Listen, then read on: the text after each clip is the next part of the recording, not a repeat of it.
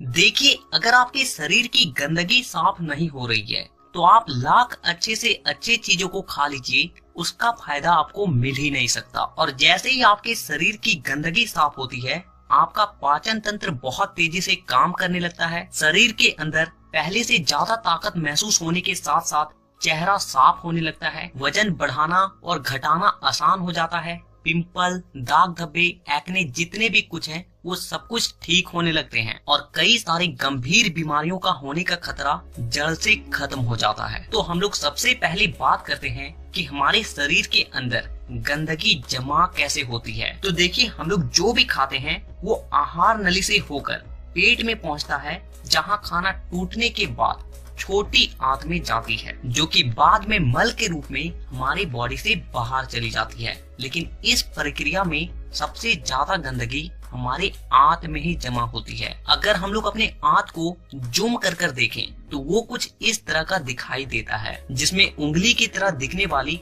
छोटी छोटी उभार होती है, जो कि एक फिल्टर की तरह काम करती है, क्योंकि इन उभार के अंदर नसें होती है जो कि हमारे शरीर के अलग अलग हिस्सों से जुड़ी होती है और इसी नस के जरिए खाने में मौजूद पोषक तत्वों को खींचकर खून में और हमारे शरीर के अलग अलग हिस्सों तक पहुंचाया जाता है। लेकिन जब हम लोग जाने अनजाने में गलत तरीके के खाने का इस्तेमाल करते हैं तो वो हमारे आंतों में चिपकने लगती है और धीरे धीरे दीवार पर एक मोटी परत बनाकर जमा हो जाती है, जिससे कि जब हमारी आंतें खाने में मौजूद पोषक तत्वों को खींचती है तो उसके साथ साथ गंदगी भी हमारे खून में मिल जाती है और फिर शरीर के अलग अलग हिस्सों में जाकर ये गंदगी जमा हो जाती है। जब ये गंदगी खून के जरिए हमारे लीवर तक पहुंचती है तो फैटी लीवर और जॉन्डिस जैसी बीमारियां होती है। जब ये किडनी में जमा होती है तो किडनी स्टोन और फेफड़े में जमा होने से अस्थमा, और जब खून के जरिए दिल तक पहुंचती है तो कोलेस्ट्रोल और हमारी नसों में ब्लॉकेज पैदा होती है। और जब ये गंदगी हमारी स्किन में पहुंचती है तो दाग धब्बे, खुजली,